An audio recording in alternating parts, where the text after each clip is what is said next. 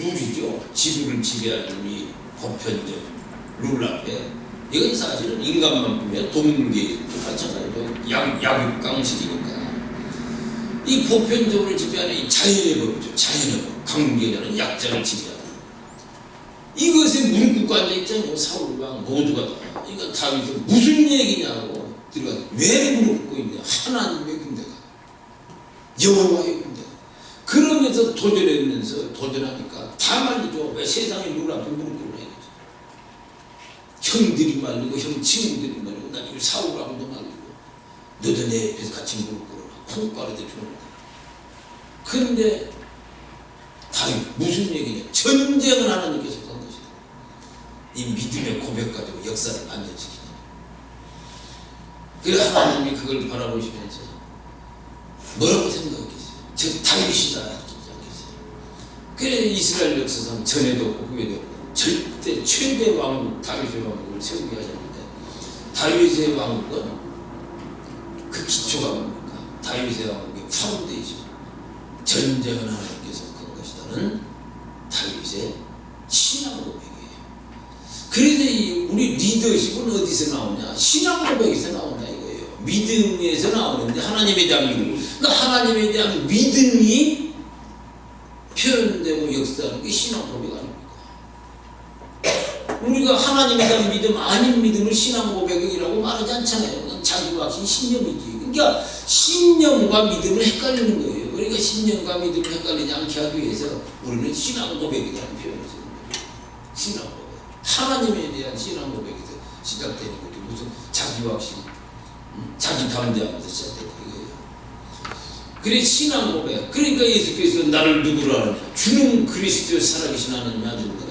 이 반석 위에 이 파운데이션에 내가 교회를 세우는데 음부의 권세가 있거든요. 그러면 신앙 고백 위에 하나님의 절대 강력의 역사가 일어나는 게 리더십이죠. 이 영적 리더십은 자기 위해서 한 게 아니고 하나님 위해서 오는 거예요.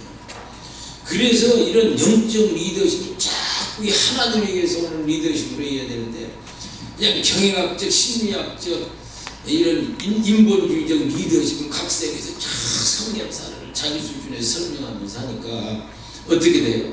이게 이 크리스찬 리더십도 아주 요새는 연약해졌어요. 요새는 또 리더십을 한다는 거 안 써요. 해보니까 안 되더라. 그 책들 읽으면서 해보니까 안 되더라고. 그래서 그 책도 요새는 안 팔리잖아요. 왜 안 팔리겠어요? 안 된다는 거지. 차라리 옛날 60년대, 70년대 한국교회 정말 그 고난 고통 속에서 가난 속에서 막 한국교회를 일으켰던 그 믿음의 우리 선배들이 훨씬 더 강력한 믿음이죠. 그 엄청난 가난과 고통과 어둠을 뚫고 한국교회를 세계에서 인구 비례면에서 가장 많은 선교사를 파송한 나라를 만들고 있잖아요. 아 이게 리더십이지 뭐가 리더십이 있어요. 근데 그런 사례는 적지도 않는다고요. 왜냐하면 이 세상의 인본주의적 리더십 차원에서 그분들을 분석해보면 쓸 게 별로 없거든. 예를 들면 뭐 민주주의적 스킬이 있나 거기에 세상에서 말하는 막 리더의 멘토링에 뭐 그런 어떤 테크닉이 있나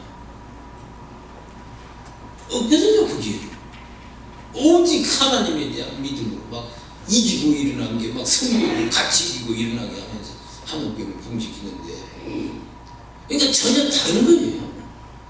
그러니까 우리가 많은 곳에서 리더십 세미나 등등을 과거만 요새 잘 하지도 않지만 이게 다 쫓아다니면서 많은 분들이 그걸 갈망하는데 보면 다 그런 사실은 인본주의적이고 그러니까 우리가 어떻게 크리스찬이 세상 사람들이 만든 리더십 교대를 기독교 성경 용어 또 사례를 집어내서 각 세계에서 그걸 배우고 앉아있냐 이거죠.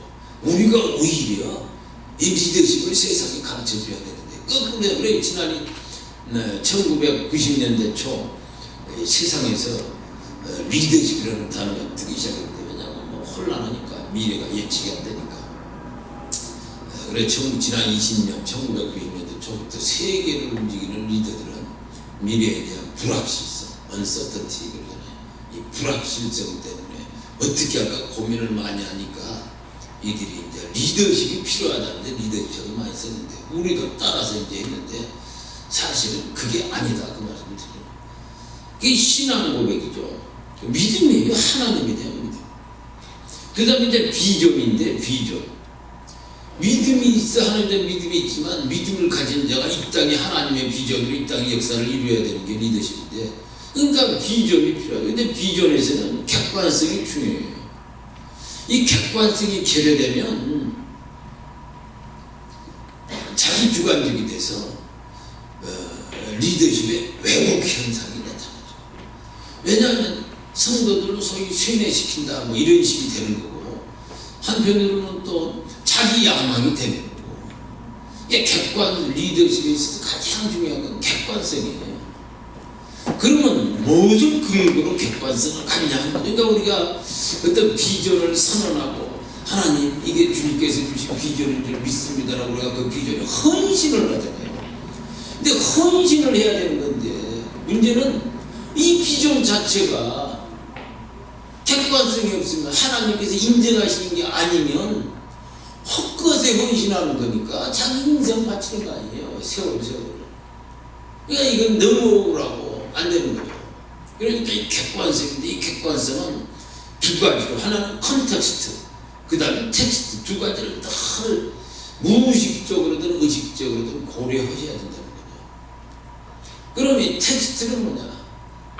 성경에 맞아 합당해야 되고 성경 말씀과 성경의 원리에 합당해야 되고 두 번째는 컨텍스트.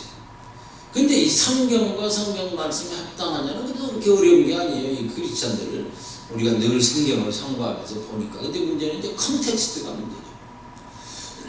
컨텍스트의 객관성이 결여되니까 이 말씀을 이 컨텍스트에 적용하면서 역사를 이루는 건데 예수 이름으로 이 말씀을 텍스트를 컨텍스트에 적용시키는 게 사역인데 이 컨텍스트에 대한 객관적 분석이 결여되면 엉뚱하게 적용합니다. 엉뚱하게.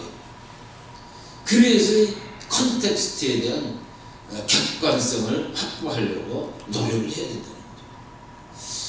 어떤 사람들은 뭐 누가 카드라고 그러면 그냥 이름이 된다. 카드라고 그러면 저림이 된다. 대체 자기 중심이죠.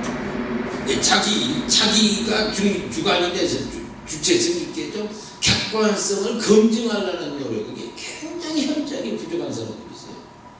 그러니까 뭐 이름이 이렇다 저림이 이렇다 그러고 살아가는 거죠. 도대체 뭐가 옳고 뭐가 그런지 매일 헷갈리면서 바람이 나는 개처럼 살게 되는 거 아니겠습니까? 그러지 말고 이 가능한 객관성을 우리가 뭐 어떻게 온전하게 객관성을 확보하기는 어렵잖아요. 우리 인간이라는 게 정보를 습득한다거나 정보를 분석하는 데 한계가 있으니까 그리고 어느 정도는 노력을 해줘야 됩니다.